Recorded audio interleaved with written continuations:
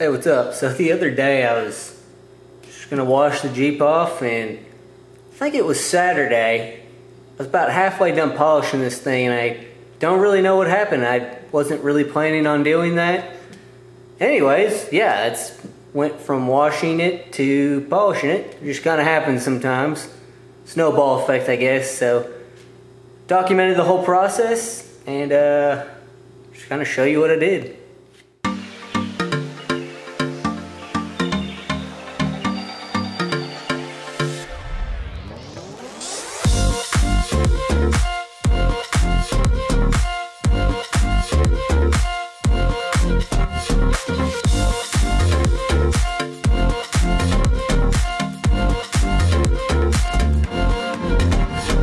Yes, I rinsed the Jeep and then washed it off with Adam's soap. Really like that stuff. I've been using it lately.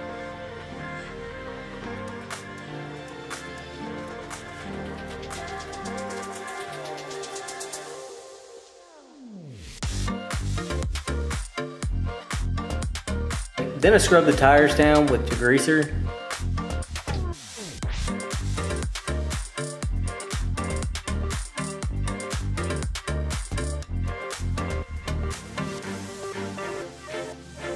After the wheels got hosed down and washed, I used a detail brush to hit the lug nuts and valve stems. After the first initial wash, I hosed the paint down again to cool it off before I sprayed the iron dissolver over it. Spray it on there for 30 seconds to a minute. It says to leave it on there for 2 to 3 minutes. I only did 30 seconds to a minute. Around the 30 seconds mark, I took a mitt and worked it into the paint. I don't recommend doing that on most vehicles. It will kind of scratch it up more.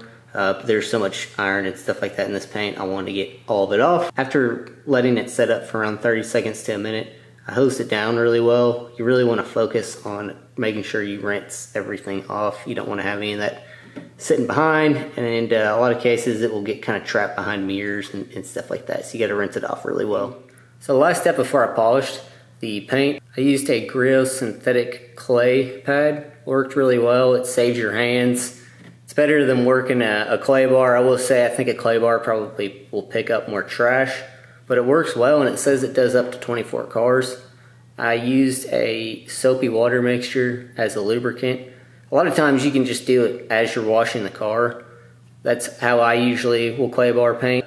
Not only hit the painted surfaces, but I hit the windows as well because I was going to polish those, so sometimes stuff gets trapped in there as well. And as for polishing, let me show you. So for the polishing, I started off with the most aggressive route. Normally you want to start with the least aggressive route.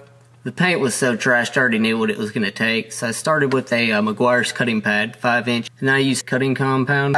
In some cases I had to work those areas 2 times with the compound. In some cases 3. I try not to go any more than 2 though, just because I didn't want to remove too much paint. For polishing, I used a yellow Rupes pad and polish. And was, once again, same thing with that. I had to do some areas 2 to 3 times.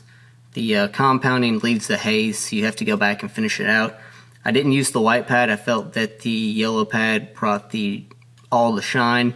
I didn't think the white pad was really necessary. The biggest issue I was having with the Jeep were all the intricate areas. The pillars, the front clip, the space between the hood and windshield, as well as the rear.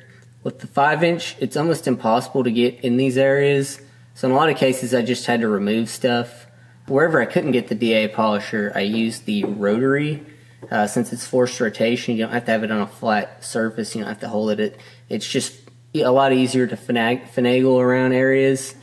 Whatever I couldn't get with that, I just simply did by hand. Something else I did to help was I removed the wiper arms, I removed the antenna, I removed the license plate cover, and I also removed the top windows, and it made it a lot easier to polish around the fenders and stuff like that.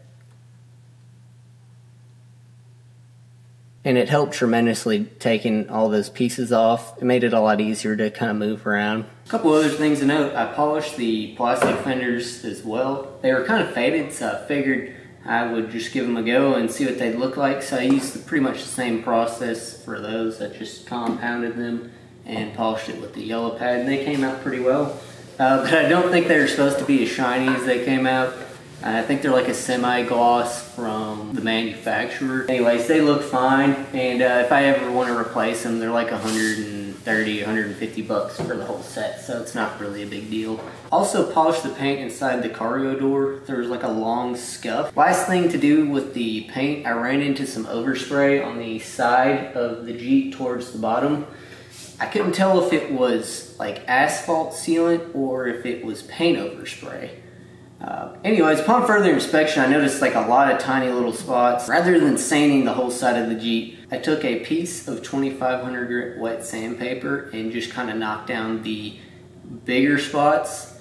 And then after that, Wizard's compound and a foam pad and cleared those scuff marks up. Once polishing was over, I pulled it out and re-washed it. Now, if you're gonna like ceramic coat or something like that, I'd recommend just wiping it down with like an IPA with fresh microfibers. That way you don't scratch it. Since I didn't have that, I just washed it off to get all the dust and residue off. As for a protective coating, I use this stuff called Jet Seal. I've had it for a while and I've used it on multiple vehicles. It's a 12-month sealant and it works well and it looks good when you're done applying it. I took a foam pad and applied a line down the middle of it and then began to apply it. And what I did was, it says to apply it thin, so I would just take a decent amount and then stretch it out, you know, however you want to do it, halfway across the hood's what I did. And then it says to leave it on there for 20 minutes. I left it on there for an hour or better. I did also use that on the windows and plastics. Do stay away from like the porous plastics. On this stuff you'd be fine. On the hinges like this where it's really porous and it gets easily faded, stay away from those. And I wiped it down with a Kirkland's microfiber. So after I got done sealing it, I brought it back outside and did a look around and make sure I got all the spots off. So walked around, spot checked it, and here are the results.